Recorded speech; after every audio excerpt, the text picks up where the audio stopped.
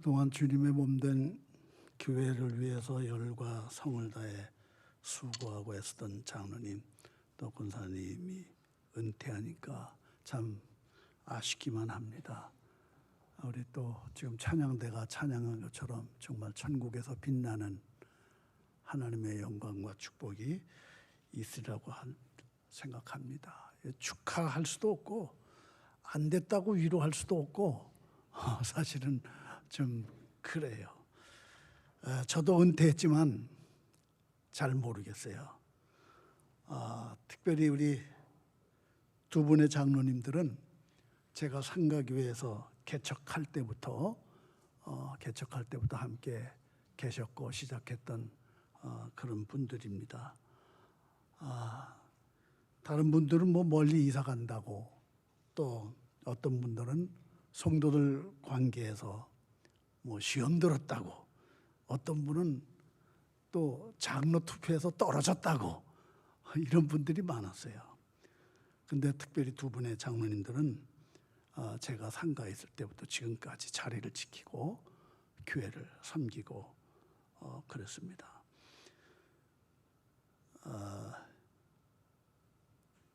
또 우리 안수 집사님, 권사님도 20년 넘게 우리 교회에서 이렇게 수고를 하셨고요. 우리 한번 좀 일어나 보실까요? 네 분만. 예, 우리 장로님들은 우리 단비교회 최초부터, 또 우리 권사님 또 안수 집사님은 20년 넘게 우리 단비교회에 계셨는데 제가 한번 큰 절은 못 드리고 인사만 하겠습니다.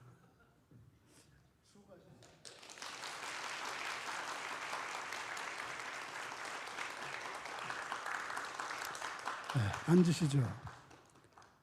제가 아무도 모르는 효성동 땅에 서울 마포교회에서 있다가 무작정 내려와서 이곳에다가 개척을 시작을 했는데 뭐 아무도 없었죠. 아는 사람도 없고. 그런데 이분들을 통해서 제가 많은 힘을 얻었고 또 목회를 할 수 있었고 마칠 수가 있었습니다. 제가 마음이 참 아프고 사실 뭐 어떻게 표현할 수가 없어요. 아무튼 단비교회에서 수십 년 동안을 봉사하셨고 부족한 게 많은 저를 위해서도 참 많이 애를 쓰셨던 그런 분들입니다. 앞으로 우리 단비교회 성도들이 더 이분들을 존경하고 또 잘 섬겨야 될 줄 압니다. 우리 한번 다시 감사의 박수 한번 드리죠. 그래서 이렇게 은퇴들을 하지만은 근데 제가 개인적으로 생각하면 이분들은 축복받은 분들이에요. 네 분은. 왜냐? 항존직 직분자들은 나이 들면 누구나 다 은퇴하게 되잖아요. 제가 은퇴 후에 가장 많이 어디 가서 설교하거나 모임에서 하는 얘기가 Today to me, tomorrow to you. Today to me는 오늘은 나야. Tomorrow to you, 내일은 당신이야. 이런 얘기를 제가 많이 합니다. 그런 마음으로 여러분들도 우리 은퇴하시는 분들 위해서 격려하시고 박수 보내시지 않겠는가. 아무튼 이렇게 원로가 돼서 이제는 후진들을 양성하거나 지도하는 일을 계속 하게 됩니다. 70세가 넘으면 다 은퇴하지만은 직분을 내려놓지만은 이렇게 또 교회에서 계속 심호하고 봉사하고 충성하게 됩니다.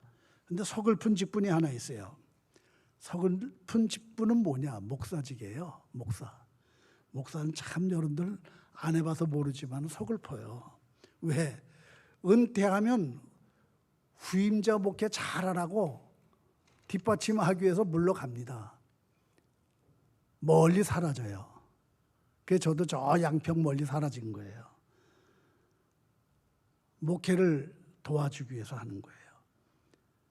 그렇지 않은 분들도 많이 있어요. 은퇴하고도 뭐 나와서 많이 있지만은 근데 성도들은 보세요. 은퇴해도 그냥 그 교회 계속 남아서 출석하고 봉사하고 또 헌신하고 후진들도 양성하기도 하고 그렇습니다. 우리 목사들은 은퇴하면 갈 데가 마땅치 않아요. 사실은 쉽지가 않습니다. 후배 목사님들이 부담스러워하거든요. 목사는 딱지가 있어 어디를 가든 환영도 못 받고요. 은퇴 전과 은퇴 후의 삶이 그렇게 확연하게 차이가 나요. 근데 저는 다행히도 또 감사하게도 양평에서 많은 사랑과 대접을 받으면서 살아가고 있습니다. 목회할 때는 바쁜 일정을 가지고 살았죠. 목회에도 뭐 사람들 만나야 되고 노예일 한다, 뭐 총회 일도 한다, 뭐 하고 지역사회 일 한다, 뭐 많이 했어요. 어떤 분이 그런 얘기를 하더라고요. 은퇴 3년 지나니까 찾아오는 사람이 없단다. 저를 보고 선배가 그런 얘기를 해요. 잘못 걸려온 전화도 얼마나 반가운지 모른대요. 잘못 걸려오는 전화도 은퇴하고 나니까. 그런데 저는 아주 바쁘게 살고 있습니다. 지난 한 주간도 얼마나 바빴는지 24일 밤에는 옛날 새벽송을 돌듯이 우리 집 정원 애들 모여가지고 다 찬송을 부르고 동네 사람들 다 일깨우고 기쁘다 구주옵시니 외쳤습니다. 기도들을 했습니다. 동료들 또는 선배들, 후배들 수시로 모여서 같이 기도회를 하고 선교 활동을 합니다. 여러분, 우리는 다 하나님의 사람들이잖아요. 그동안 받은 바 은혜가 얼마나 크고 놀라운지 몰라요. 이제까지 우리를 돌보시고 사용하신 것처럼 앞으로도 더 많은 은혜로 또 은퇴하시는 분들이지만 더 붙들어서 쓰실 줄 믿습니다. 정말 70평생을 돌아보면 하나님의 은혜가 아닌 게 없어요. 우리가 또 80이 넘어도 90이 넘어도 마찬가지입니다. 여러분, 은혜라는 복음성가 있잖아요. 저도 언젠가는 아침 먹는데 갑자기 하나님의 은혜가 생각이 나는 거예요. 나 같은 사람이 뭔데 하나님이 이렇게 건강 주시고 은혜를 베푸셔서 이렇게 교회를 멀리 떠나 살면서도 바쁘게 활동하며 살아갈 수 있을까? 그래서 우리 두뇌가 이 찬송을 부르면서 눈물을 흘린 적도 있어요. 우리나라에서는 은퇴하면 뒤로 물러나서 한가히 지내는 걸로 그렇게 생각합니다. 그런데 아니에요. 서구사에서는 은퇴를 한가히 지내는 걸로 얘기를 하지 않습니다. 더 적극적인 사람 얼마나 많은지 몰라요. 그래서 서구 사람들은 은퇴를 리타이어먼트 이렇게 얘기합니다. 다시 말하면 타이어를 갈아 낀다 하는 그런 의미예요. 다시 시작한다는 의미입니다. 그런 기분으로 주님을 위해서 그동안 또 섬겼던 교회를 위해서 또 더 열심히 봉사하고 충성하는 일꾼이 되어야 합니다. 하나님의 은혜로 살아온 우리는 다시 시작한다. 저는 그 은퇴를 그렇게 생각해요. 그런 심정으로 우리가 살아가는 거예요. 은퇴했다고 나이 먹었다고 가만히 있으면 사실 병이 나요. 저도 이제 목회자들을 많이 만나지만은 은퇴했다고 제가 사는 지역에 들어와서 가만히 계시는 분들 보면 은퇴하고 나서 1, 2년, 3년 지나면 다 병들어요. 그런 분들이 참 많아요. 가만히 있다가. 그래서 미국 사람들은 달아 없어지는 것보다 녹슬어 없어지는 것이 낫다.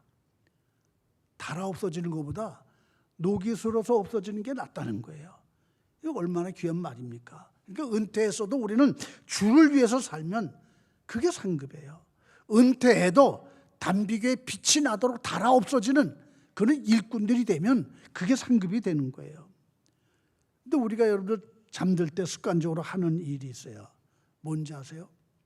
저도 그렇고 여러분들도 그럴 거예요. 휴대폰을 충전기에 연결합니다. 하루 종일 손에 들고 다녔기 때문에 배터리가 소모됐잖아요. 그게 충전하지 못하면 우리가 불안해요, 마음이. 괜히. 그래서 요즘은 어느 곳을 가든지 간에 배터리를 충전할 수 있는 그런 시설들이 하다못해 카페에 가도 다 있습니다. 심지어 핸드폰을 많이 사용하는 사람들은 보조 배터리를 가지고 다니기도 합니다. 이런 걸 보면서 저는 신앙과 접목을 해보는 거예요. 나의 신앙의 배터리, 내 영적 배터리 얼마나 충전되어 있나. 이제 나이 먹었다고 다 소모되지는 않았는가? 그런 생각을 해보는 거예요.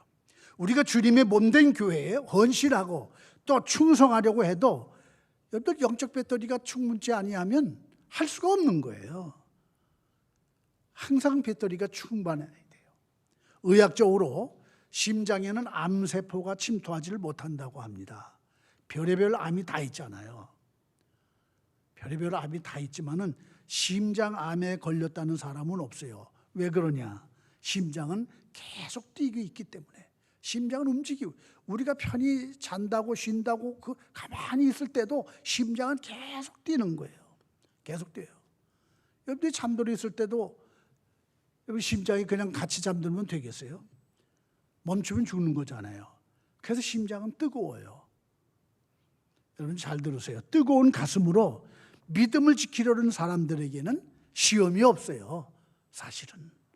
그러나 믿음의 배터리가 부족하다든지 교회를 향한 그런 가슴이 뜨겁지 않는다면 반드시 사탄 마귀가 나를 공격하고 찾아옵니다. 시험이 와요. 그래서 은퇴는 하지만은 내가 주님의 교회를 위해서 무엇을 이제 해야 되는가? 계속 기도하면서 후진들 선봉에 서서, 후배들 선봉에 서서 활동하는 거예요. 근데 모세는 80세에 하나님의 부름을 받아가지고 민족을 구원하는 그런 역사를 이루지 않았습니까? 그런데 우리는 70에 은퇴해요. 아직 젊어요. 저도 아직 젊었다고 생각을 해요. 노익장들 공통점이 있어요. 뭐냐? 그냥 되는 대로 살지 뭐. 근데 아니에요. 오늘 현대 노익장들은 그렇게 되는 대로 살지를 않아요. 몸과 마음이 그리고 믿음이 녹이 슬도록 가만히 있지를 않습니다. 죽는 순간까지 달아 없어지도록 최선을 다했다는 거예요. 하나님은 오늘 은퇴하는 여러분들에게 이런 모습을 기대하십니다.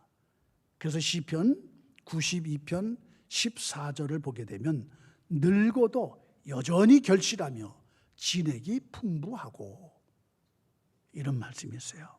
이것이 오늘 여러분의 삶이 꼭 되기를 바랍니다. 늙어도 여전히 결실하는, 축복이 충만한 이런 역사. 여러분의 삶을 통해 많은 사람들이 기쁨을 누리게 되고 더 많은 사람이 구원을 받고 여러분의 가정과 교회와 자손들에게 정말 청청한 빛이 되기를 주님의 이름으로 축복합니다. 오늘 본문을 보면은 제자들은 부활의 주님을 만난 후에도 믿음의 확신이 없었어요. 이 제자들이 어떻게 살아야 할지 방황하게 됐어요. 그래서 베드로를 비롯한 제자들 7명이 갈릴리 바닷가에 나가서 다시 고기를 잡기 시작을 합니다. 야, 이제 우리 생업으로 돌아가자. 다시 고기 잡자. 그런데 밤새도록 그물을 던졌는데 아무것도 잡지를 못했어요. 누가복음 5장에도 비슷한 사건이 있어요. 베드로가 처음 예수님 만났을 때인데 밤새도록 그물을 던졌는데 헛수고했잖아요. 잡지를 못했어요. 그런데 깊은 데 가서 그물을 던지라고 하는 주님의 그 말씀을 듣고 던졌더니 그물이 찢어지도록 고기가 잡히지 않았습니까? 이때부터 베드로는 예수님의 제자가 됐던 거예요. 그 3년 동안 충실하게 예수님을 따르는 믿음직한 그런 제자가 됐습니다. 그러나 요한복음 21장 3절 보면 베드로는 제자의 사명을 잊어버렸어요. 나는 물고기 잡으러 가노라. 물고기 잡으러 가겠대요. 다시 선동을 했어요. 다른 제자들에게. 그랬더니 너도 나도 하면서 6명의 제자들이 베드로를 따라 고기 잡으러 갑니다. 그 7명은 옛날 어부의 추억을 살려서 갈릴리 바닷가로 나가서 고기를 다시 잡기를 시작했어요. 근데 웬일이에요? 밤새도록 그물을 던졌는데 아무것도 잡지를 못했어요. 헛수고만 했어요. 그때 부활하신 예수님께서 나타나셔서 그들에게 뭐라고 말씀하셨는 줄 알아요? 너에게 고기가 있느냐? 제자들은 깜짝 놀랐어요. 없나이다. 근데 또 말씀하세요. 그물을 배 오른편에 던져라. 그물을 배 오른편에 던져라. 여러분들 생각해 보세요. 예수님은 어부가 아니잖아요. 고기 잡고 바다 생활에 경험이 없는 분이에요. 근데 오른편에 그물을 던지라. 여러분 이게 가당한 일입니까? 그러나 이 제자들은 순종하면서 그물을 던졌는데 웬일이에요? 그물을 들어 올릴 수 없을 만큼 많은 고기가 잡히게 된 거예요. 성경에 153마리. 이 사건은요, 사명을 저버리고 어부로 되돌아간 그 베드로에게 사명이 뭔지 주님이 다시 한번 확인시켜 주는 거예요. 그래서 18절에 이렇게 말씀하죠. 젊어서는 네가 스스로 띠띠고 원하는 곳으로 다녔거니와 늙어서는 네 팔을 벌리리니 남이 네게 띠띠우고 원하지 아니하는 곳으로 데려가리라. 이런 말씀을 주십니다. 오늘 제가 은퇴하는 분들에게 드리고자 하신 핵심의 말씀입니다. 여기 보면은 두 부류의 삶을 말하는데 하나는 젊어서의 삶, 또 하나는 늙어서의 삶. 누구나 다 공통적인 거예요, 이거는요. 젊었을 때 삶이 있잖아요. 근데 나이 먹어 삶이 또 있잖아요. 근데 젊어서는 네가 원하는 대로 살았지만은 늙어서는 남이 원하는 대로 살 것이다. 젊어서는 너 자신을 위해 살았지만은 늙어서는 이제 하나님을 위해서 살 것이다. 이 말씀이에요. 그래서 오늘 제목의 말씀을 젊어서는 늙어서는. 사실 그렇습니다, 여러분. 베드로는 젊어서 자신의 경험을 가지고 살았어요. 기회만 되면 고기 잡으러 갔어요. 젊어서는 혈기 부리는 게 최고인 줄 알았어요. 그래서 겟세마네 동산에서 칼을 휘두르고 폭력을 쓰기도 했어요, 베드로가. 젊어서는 자신의 안일만을 위해 살았어요. 빌라도에게 잡혀가셨을 때 예수님이 이 베드로 어땠습니까? 조그만 계집종 앞에서 너도 예수 한 패가 아니냐 물으니까 망설이지도 않고 나는 그를 모른다. 부인하고 맹세하고 그러면서 그 시선을 피해서 멀리 도망가는 베드로. 그래서 예수님 말씀하신 거예요. 네가 젊어서는 내 기분대로, 내 마음대로, 내 원하는 대로, 내 혈기대로 그렇게 살았지만 이제 늙어서는 네 팔을 벌리리니, 네 팔을 벌리. 남이 내게 띠띠우고 원하지 아니하는 곳으로 데려가리라. 네 팔을 벌리리. 이건 뭐예요? 십자가 지게 될 거다 이 말이에요. 물론 베드로가 늙으면 순교하게 될 것이라고 암시적인 말씀이긴 하지만은 이제는 더 이상 내 마음대로 내 뜻대로 내 고집하며 살지 말라는 그런 거예요. 이제 오직 주님만을 위해 남은 인생을 더 매진하라는 거예요. 모든 차원을 뛰어넘는 전적으로 하나님의 뜻만을 따라 살는 그런 삶을 살라는 거예요. 여러분, 우리 베드로의 그 실패의 이유가 뭐예요? 바로 이런 것 아닙니까? 예수님을 통해 자신이 원하는 것을 얻고 자신이 원하는 삶을 살려고 했던 거예요. 예수님을 통해서. 그런데 이 예수님이 십자가에 돌아가시니까 좌절하는 거예요. 내 인생 끝났구나. 처참한 실패자가 되는 거예요, 사실은. 이 베드로가. 한마디로 말하면 주님 뜻이 아니라 자기 뜻을 이루고 살려고 했기 때문에 그래요. 사실 여러분, 우리는 어떻습니까? 우리가 믿음 생활하고 교회 생활하면서 또 오늘 은퇴하시는 분들도 마찬가지. 그동안 어떻게 살았어요? 한번 이런 시간을 통해서 내 자신을 한번 돌아보는 계기가 되길 바라요. 내 마음대로 산 적이 얼마나 많았어요? 젊어서는 혈기로 살았죠. 내 방법대로 살려고 했죠. 내 경험만을 주장했죠. 젊어서는 우리가 그랬다고요. 내 의지대로 살려고 했어요. 사실 많은 성도들이 그렇습니다. 하나님을 믿는다 하지만 주의 일을 한다면서도 자기가 원하는 대로, 자기 뜻대로 그런 성도들 참 많지요. 주님보다는 자신의 의지와 자신의 지식과 자신의 경험과 행위를 더 신뢰하는 그런 사람들 참 많았어요. 그래서 주님은 네가 젊어서는 또 네가 늙어서는 이렇게 말씀하시고 계속해서 주신 말씀이 뭐예요? 너는 나를 따르라.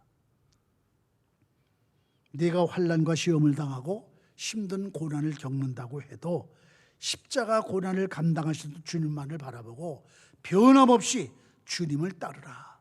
바로 그 말씀이에요. 근데 마침 그때 베드로는 요한이 곁에 있는 것을 보고 주님께 묻습니다. 베드로가 요한이 곁에 있는 것을 보고 21절 보니까 이 사람은 어떻게 되겠사옵니까? 그때 주님이 대답하죠. 내가 올 때까지 그를 머물게 할지라도 네게 무슨 상관이냐? 너는 나를 따르라. 한마디로 욕한다면 너 신앙생활하는데 누구 보지 마라. 누구 돌아보지 말고 생각지 말고 그냥 너만 나 따라오면 돼. 너는 나 따라오면 돼. 그렇습니다. 신앙생활은요, 우리가 누굴 보고 하는 게 아니잖아요. 남을 돌아볼 필요가 없어요. 믿음 생활은 사실은 예수만 보고 자기의 길을 가는 거예요. 믿음의 주 온전케 하신 예수만 바라보자. 그래서 저는 제 집 현관 앞에 큰 액자를, 이 성구를 써서 큰 액자를 걸어놨습니다. 믿음의 주 온전케 예수님만을 바라보자. 예수님만 바라보자. 여러분들, 우리 신앙생활은요, 누굴 바라보고 사는 게 아니에요. 사실은 예수님만 보고 누가 뭐라고 해든 주님 말씀만 듣고 따라가는 거. 늘 목사들이 목회하면서 제일 답답한 문제가 이거예요. 제일 답답해요, 목사가. 사람 봐요. 사람 보고 예수 믿는 분들이 있어요. 사람 보고 예수 믿고 믿음 생활하다 넘어지는 사람들이 얼마나 많은지 몰라요. 근데 우리는 누구 보는 게 아니고 오늘 누가 교회 나왔나 안 나왔나 남을 바라볼 필요가 없어요. 관리 차원에서는 바라봐야 되겠지만은 남을 바라보고 우리가 신앙생활은 절대 아니거든요. 기도하는 것도 남을 볼 필요도 없고 봉사를 저 사람이 얼마나 했는지 이런 것도 필요 없고요. 우리 누구를 의식하면서 헌금하는 것도 아니잖아요. 지난 얘기지만 제가 옛날에 저 상가에 있으면서 교회 건축을 준비하는데 서울의 마포교회 가서 설교하고 오후에 들어왔는데 큰일 났어요. 교회 문제가 생긴 거예요. 무슨 문제냐면 어떤 젊은 집사님이 목사님 건축을 위해서 대지 마련을 위해서 기도하고 계시는데 제가 조금 헌금하겠습니다. 그 봉투를 하나 내놓고 갔어요. 기도를 간절히 해드렸고 간 다음에 열어보니까는요, 제가 100만 원인가? 저 사람 수준으로 100만 원? 그래, 100만 원일 거야. 30대 집사였으니까. 근데 열어보고 깜짝 놀랐어요. 제가 순교하는 줄 알았어. 그때 그 봉투 열어보고. 왜? 동그라미가 많은 거예요. 그 눈을 크게 뜨고 씌워봤어요. 1000만 원도 아니야. 일자는 분명한데 1억이야, 1억. 야, 놀라지들도 않네. 30대 집사님이었어요, 그분이. 30대 집사님. 그랬는데 이게 화근이 됐어요. 우리는 어떻게 하라고 너만 그렇게 하냐. 어떤 분이 이걸 가지고 참 그거를 그렇게 생각하더라고요. 그분은.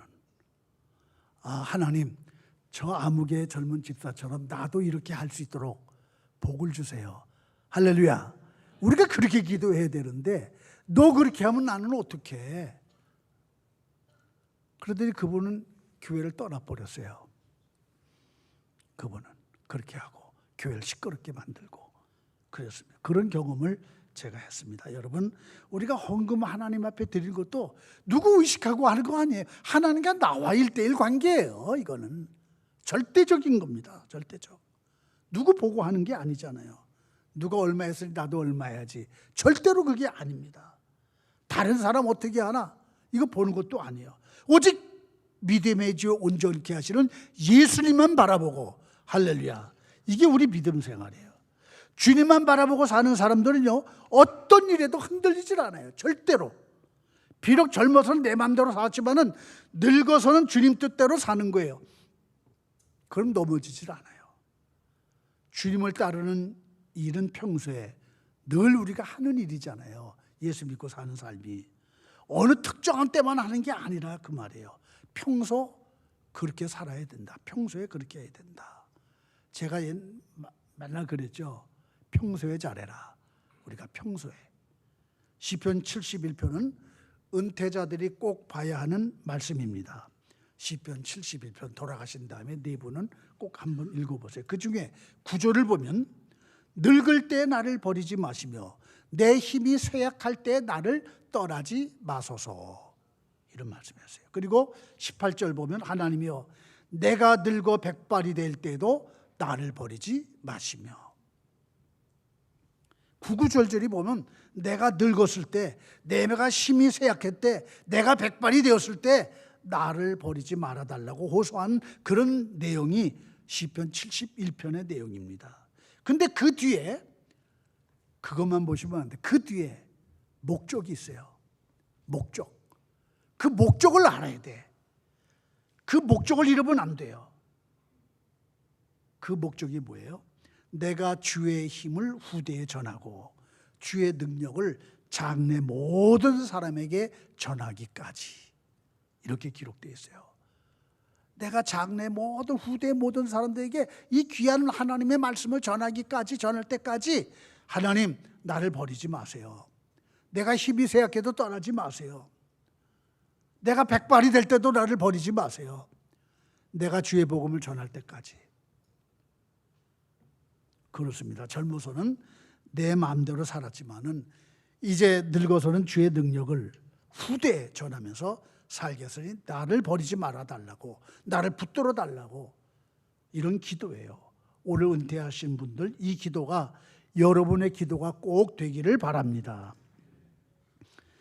어느 건축회사 다니다 한 간부가 은퇴를 앞두고 있었어요.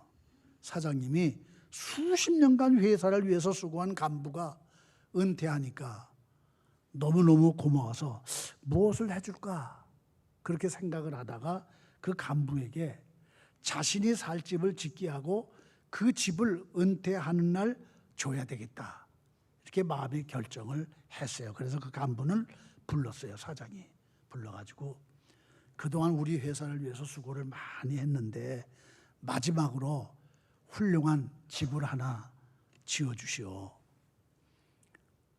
이 간부는 불평이 생겼어요. 불만이 가득해졌어요. 아직 마지막까지 이렇게 시켜먹는 사장? 이게 사장이야?